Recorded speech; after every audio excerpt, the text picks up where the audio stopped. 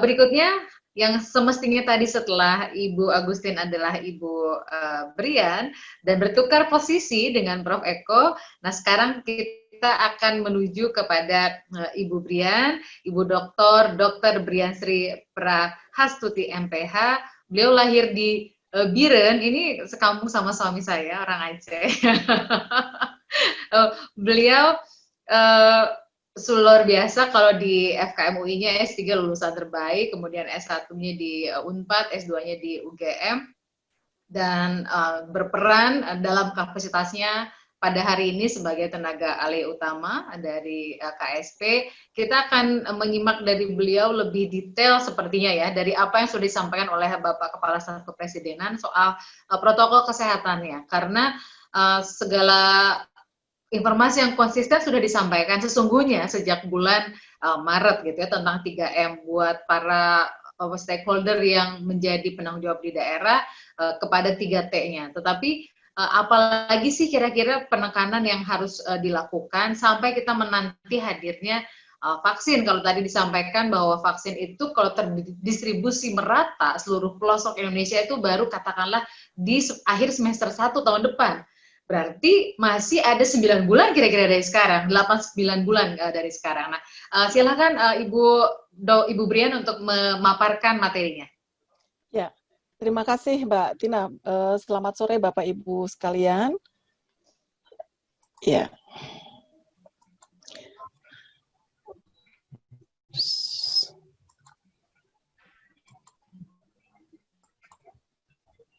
Ya, yang saya punya waktu tidak banyak. Mungkin ini hanya melengkapi saja karena sebagian besar sudah sebagian disampaikan disinggung oleh Pak Muldoko tadi. Kalau mengikuti paparan dari Prof. Eko juga sudah tampak bagaimana protokol kesehatan itu dilakukan atau mungkin untuk diimplementasikan supaya lebih bisa lebih mendukung kepatuhan orang-orang untuk melakukan. Ya, saya ingin bercerita mungkin secara prinsip dasar pada saat kita berbicara protokol kesehatan. Bapak Ibu sekalian, kalau melihat dokumen tentang protokol kesehatan itu tuh banyak banget sekarang pada hari ini. Tetapi secara prinsip sebetulnya ada 5 jenis protokol kesehatan yang disesuaikan dengan tempat-tempat yang kita sebut sebagai tempat fasilitas umum, yaitu tempat-tempat di mana potensial untuk terjadi penularan yang cepat. Karena kita ketahui bahwa COVID-19 ini dia penularan prinsipnya adalah mengikuti mobilitas orang. Begitu ya. Jadi semakin orang bergerak, kemudian semakin banyak kegiatan di mana orang berinteraksi satu dengan yang lain, maka penyebarannya akan semakin cepat. Kita ketahui bahwa keganasan dari virus ini bukan dari kemampuan dia untuk membunuh, tetapi adalah kemampuan dia untuk menyebarluaskan dengan secara cepat. Nah, 5 fasilitas umum itu adalah transportasi massal. Tidak hanya pesawat, kereta api, MRT, atau BIM, tetapi juga termasuk bandaranya, stasiunnya, kemudian terminalnya. Kemudian area publik yang lain seperti pasar, mal, sarana olahraga, kemudian mungkin juga posyandu, tempat-tempat ibadah, tempat wisata. Kemudian tempat kerja itu tidak hanya perkantoran, tetapi juga pabrik. Kemudian sekolah, tidak hanya yang formal, tetapi juga informal, juga tempat-tempat pelatihan, tempat-tempat kursus, pesantren juga masuk di sini, universitas. Kemudian yang terakhir yang sering kali terlupakan adalah justru fasilitas layanan kesehatan. Dan berbicara fasilitas layanan kesehatan, bukan saja rumah sakit, tetapi juga fasilitas layanan kesehatan primer, yaitu di tingkat puskesmas atau dokter praktek mandiri atau klinik pratama. Nah, kelima protokol ini sebetulnya sudah inisiasi untuk membuat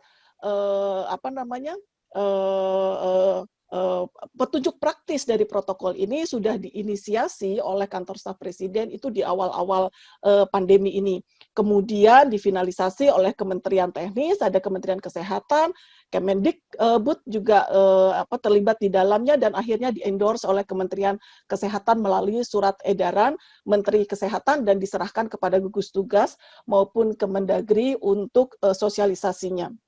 Kemudian nanti di akhir akan saya sampaikan bahwa protokol dasar ini kemudian didetailkan lagi, disesuaikan lagi dengan perkembangan ilmu pengetahuan yang terbaru dan pemahaman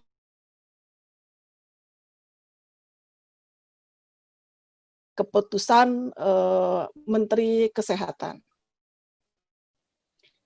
Ya, secara prinsip Bapak Ibu sekalian, ada 6 prinsip dasar yang harus ada di dalam sebuah protokol.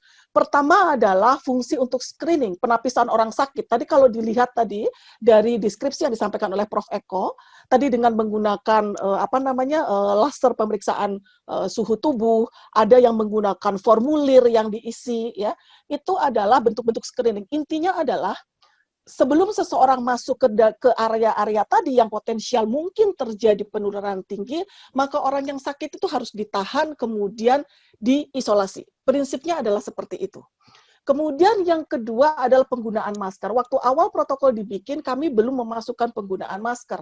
Karena pada saat itu masker masih kita persiapkan adalah untuk yang sakit. Kemudian pemahaman kita menjadi lebih baik bahwa sebaiknya memang semua orang menggunakan masker, maka sekarang kita mengatakan bahwa menggunakan masker itu menjadi salah satu protokol yang penting. Dan ini kita ketahui bahwa masker dipergunakan oleh siapa saja, dia berada di luar rumah, bahkan di dalam rumah jika kemudian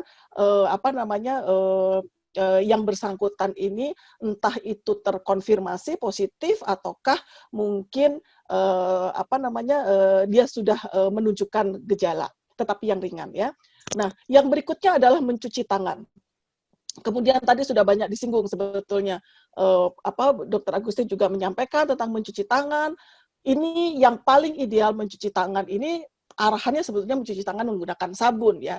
Tetapi juga termasuk di dalamnya hanya tidak sekedar pembiasan cuci tangan, tetapi bagaimana equipment, perlengkapan juga disediakan. Kalau kita berbicara protokol, artinya misalnya kita berbicara protokol di mall misalnya, artinya ini protokol ini tidak mengikat saja orang yang datang ke mall, tetapi akan mengikat institusi mall tadi itu, tempat perbelanjaan tadi, lembaga yang ada di 5 tempat tadi, juga untuk menyediakan misalnya hand washing station. Hand washing station di mana di sana juga ada air yang mengalirnya, kemudian sabunnya, ada tempat sampahnya yang sedemikian rupa sehingga orang tidak perlu seminimal mungkin melakukan sentuhan terhadap benda-benda tersebut. Kemudian protokol yang keempat adalah disinfektasi. Apa yang harus diinfektasi? Yaitu adalah benda-benda yang potensial untuk dipegang. Karena bukan bendanya itu sebetulnya yang menularkan, tetapi kan dengan dipegang orang sakit, kemudian dia mungkin di bagian tubuhnya, tangannya misalnya, ada droplet di situ, ada virus di situ, kemudian dia memegang benda-benda, maka virusnya itu akan berpindah. Kemudian physical distancing, kita sudah banyak mendengar tentang ini, dan yang terakhir adalah menghindari kerumunan. Ada 3 hal yang penting dalam menghindari kerumunan. Yang pertama adalah, walaupun ini angka ini konsensus, ya, sedikit juga sebetulnya kalau dia kemudian virus yang dikeluarkan melalui dropletnya itu ularnya. Jadi yang kita sepakati adalah mengurangi kapasitas hingga maksimal 50%, membatasi waktu tatap muka langsung supaya tidak lebih dari 15 menit, yang ini kemudian kita sepakati sebagai definisi untuk memutuskan seseorang kontak erat atau tidak, kemudian menghindari berada di ruang tertutup atau yang ventilasinya buruk dalam jangka waktu yang lama. Ya, kemudian itu tadi adalah prinsip protokol kesehatan. Protokol kesehatan, kita tahu bahwa untuk konteks Indonesia, kebijakan yang kita ambil adalah PSBB. Sampai saat ini kita masih PSBB. Kebijakan dari pimpinan tertinggi negara kita mengatakan bahwa strategi yang kita pakai adalah strategi gas dan rem. Artinya PSBB itu bisa diketatkan, PSBB juga bisa dikurangi tingkat pengetatannya. Nah, seperti apa? Kalau PSBB diketatkan, artinya semua orang seharusnya berada di dalam rumah. Tetapi pada saat keketatannya itu dikurangkan, artinya sebagian orang yang sehat dan risiko rendah itu bisa beraktivitas di luar. Tentu saja kemudian nanti harus melihat persyaratan-persyaratan tertentu, tadi pembatasan jumlah orang, waktu tatap muka, dan seterusnya yang tadi saya sudah sampaikan. Kemudian prinsip-prinsip pencegahan risiko tertular itu masih tetap relevan diberlakukan, baik itu dalam PSBB ketat maupun PSBB yang pengetatannya dikurangkan.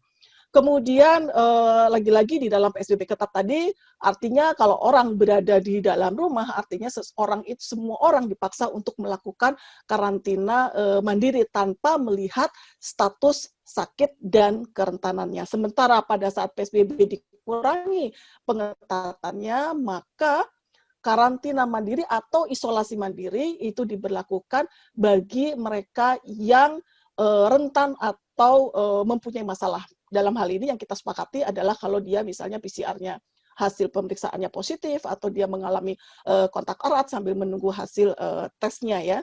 Kemudian dan mereka yang kita anggap mempunyai resiko yang tinggi untuk tertular.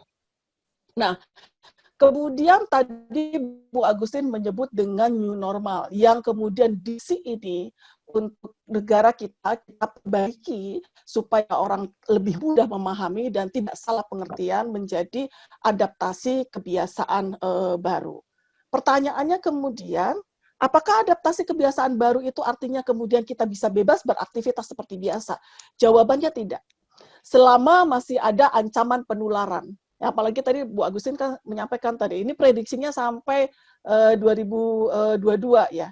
Gitu. Tapi pada prinsipnya adalah mau sampai besok atau 2 tahun atau 3 tahun yang akan datang atau 5 tahun, secara prinsip selama ancaman penularan COVID-19 ini masih terjadi, maka adaptasi kebiasaan, maka hidup kita tidak bisa bebas seperti sebelumnya, seperti biasanya. Itulah kenapa kemudian kita memperkenalkan istilah adaptasi kebiasaan baru. Tetapi sisi positifnya, pemahaman kita tentang virus ini sekarang semakin baik. Kita semakin tahu karakteristiknya. Sehingga dengan semakin tahu, mudah-mudahan juga kita juga semakin memahami juga bagaimana bisa memproteksi diri kita. Mengapa disebut baru? Karena lagi-lagi dengan situasi seperti ini jangan berharap kita kembali ke kehidupan sebelum kita mengenal COVID-19 ini. Kita terpaksa berhenti di titik tertentu di mana selama obat yang bisa membunuh virus ini belum ditemukan, selama vaksin yang terbukti efektif itu juga ditemukan. Jadi selama 2 hal ini belum bisa kita temukan, maka kita harus berhenti di titik itu. Ya. Nah, apa artinya berhenti di titik tadi? Artinya adalah 5 protokol dasar itu wajib dilakukan di 5 area tadi. Transportasi massal, area publik, tempat kerja, sekolah, dan fasilitas kesehatan. Dan 6 perilaku pencegahan resiko tertular itu harus dilakukan. Kita sudah ketahui yang 3M, plus dengan menghindari kerumunan. Ditambah di awal adalah screening. Jadi 6 ini adalah perilaku pencegahan resiko tertular yang harus dilakukan. Kemudian upaya menurunkan resiko tertular itu adalah artinya apa? Secara prinsip kita ini harus membiasakan aktivitas semaksimal mungkin dilakukan di rumah. Artinya begini, kalau aktivitas apapun itu selama masih bisa dilakukan di rumah dan produktivitas itu masih bisa dipertahankan, maka lanjutkan di rumah. Jadi artinya lakukan keluar hanya kalau memang harus dilakukan. Artinya apa? Ini akan mengubah banyak hal. Bisa jadi hidup ini menjadi lebih produktif dan efisien. Ya, mungkin kita harus mulai mengubah. Ini para planner, perencana harus mulai mengubah dalam membuat perencanaan. Karena dengan aktivitas banyak dilakukan di rumah secara online seperti ini, mungkin pembiayaan anggaran kuota internet harus ditambah, sementara mengurangi biaya transportasi, biaya pertemuan, gitu kan. Dan ini berlaku untuk aktivitas bekerja, bersekolah, atau belajar, berobat, bersosialisasi, dan sebagainya. Artinya juga bahwa kita kehidupan digital 4.0 itu memang tidak bisa dihindari, bahkan mungkin kita sudah siap melangkah ke Smart Society 5.0. Yang kedua, kelompok rentan harus lebih dilindungi. kita harus kembali mengingat walaupun pada prinsipnya siapapun mempunyai resiko untuk tertular, tetapi kelompok rentan itu mempunyai resiko yang sangat tinggi untuk mengalami perburukan. Mereka adalah balita, lansia, orang yang dengan penyakit komorbid, orang dengan masalah imunitas tubuh. Nah, sekarang saatnya kita harus mulai memperkuat jaminan kesejahteraan sosial lansia yang kalau di negara kita belum sampai ke sini, tapi kita sudah waktunya dengan adanya pandemi ini untuk menurunkan resiko, maka kita harus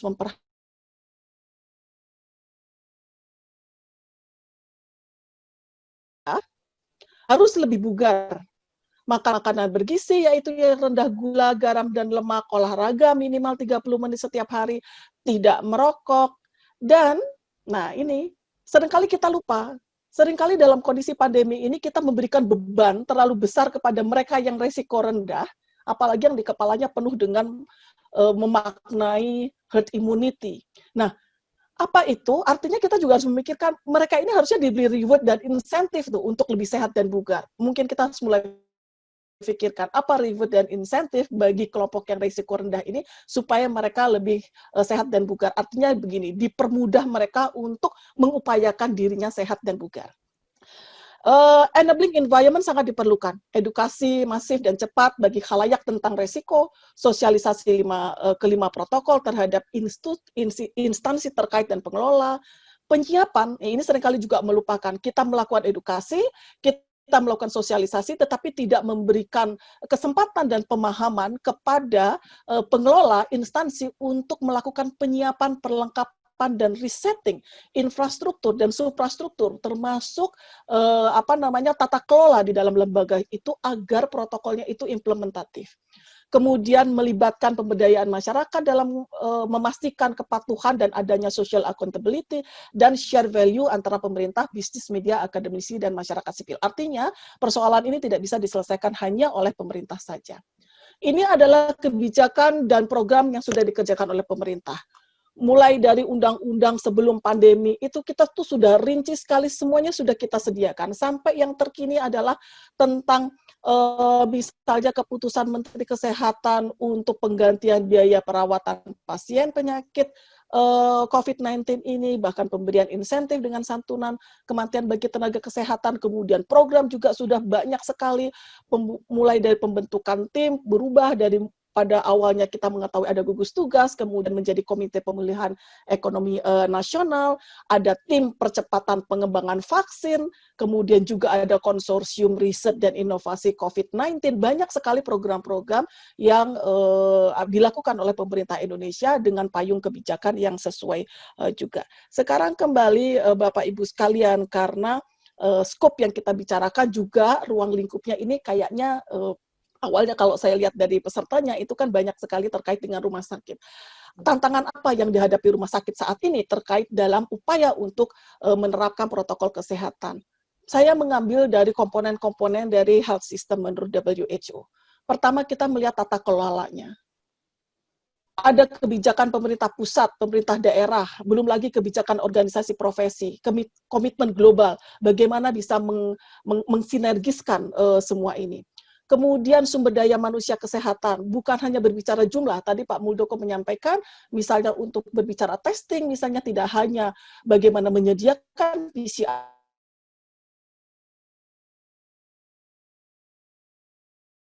kita berbicara soal pendidikan, distribusi, kesejahteraan, kemudian dan perlindungan tenaga kesehatan. Belum lagi layanan kesehatan, standar operation prosedurnya, case manajemennya.